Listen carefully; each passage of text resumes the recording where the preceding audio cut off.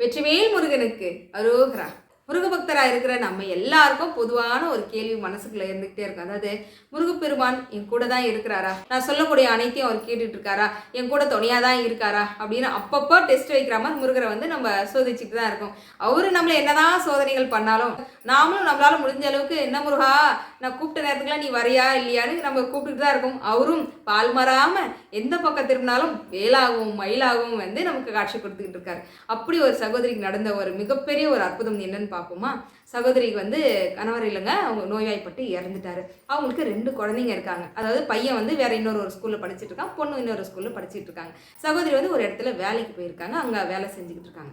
இப்போ எக்ஸாம் நேரம்ன்றதுனால பொண்ணுக்கு வந்து சீக்கிரமா ஸ்கூல் முடிஞ்சிருக்கு. எப்பயுமே ஒரு ஆட்டோ தான் பிக்கப் பண்ணி கூப்பிட்டு வந்து வீட்டில் விடுவாங்க.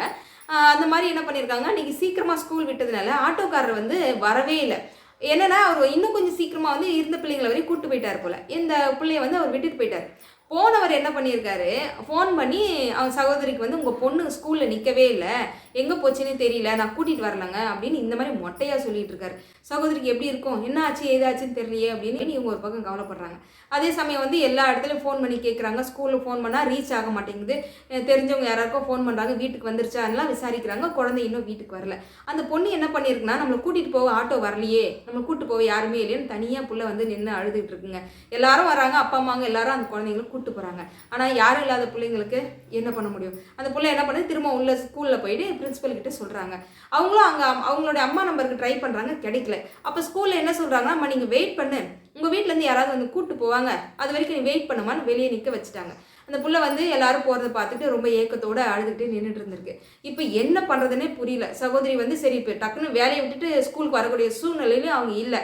அப்போ சகோதரி என்ன நினைக்கிறாங்கன்னா, முருகா எங்களுக்கு துணையா இருக்கிறது நீ மட்டும்தான், எங்களுக்கு உன்னை விட்டா வேற யாருமே இல்லையே முருகா, என் பொண்ணு என்ன ஆச்சு ஏதுன்னு தெரியலையே அப்படின்னு சகோதரி வந்து அவங்க வேலை மேலே இருந்துட்டு அவங்க அழுதுகிட்டு இருக்காங்க. அப்போ அங்கே நடக்குது பாருங்க, அது அதிசயம். அவங்க பையன் வந்து இன்னொரு ஸ்கூலில் படிச்சுட்டு இருக்கான்னு சொன்னல, அந்த பையன் அங்கே போகிறாங்க.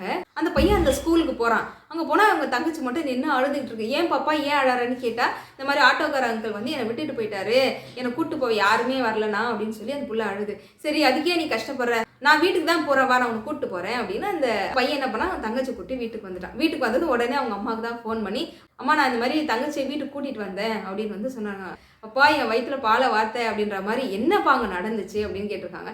என்ன ஆச்சுன்னே தெரியலம்மா, நான் ஸ்கூலில் தான் இருந்தேன், ஏதோ ஒரு உணர்வு வந்து எனக்கு ஸ்கூலுக்கு போன்ற மாதிரி ஒரு எண்ணம் வந்து எனக்கு உள்ளுக்குள்ள இருந்துகிட்டே இருந்தது. சரி நான் அதுக்கேற்ற மாதிரி நான் வந்து பார்க்குறேன், நம்ம தங்கச்சி தனியாக நின்று அழுதுட்டு இருந்துச்சுமா, அதாம்மா கூட்டிகிட்டு வந்தேன் அப்படின்னு வந்து அந்த பையன் சொன்னாராம்.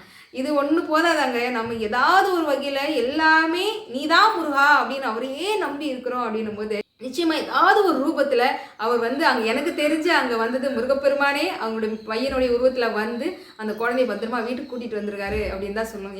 ஏன்னா இப்போ இருக்கக்கூடிய காலகட்டத்தில் பிள்ளைங்களை தனியாக விடுறதுன்றது நினச்சாலே நமக்கு வந்து அவ்வளோ ஒரு நடுக்கமாகுது இல்லையா. அப்படி இருக்கக்கூடிய ஒரு சூழ்நிலையில் அந்த பிள்ளைய பத்திரமா கூட்டிகிட்டு வந்து முருகப்பெருமானே வீட்டில் கொண்டு வந்து விட்டுருக்காரு அப்படின்னு கூட சொல்லலாம். அதனால முருகரை முழு மனதோடு நம்புறவங்களுக்கு என்னைக்கும் வேலவன் வந்து துணையாக இருப்பாரு அப்படின்னு வந்து நிதர்சனமாக புரியுதுல. வெற்றிவேல் முருகனுக்கு அரோகரா.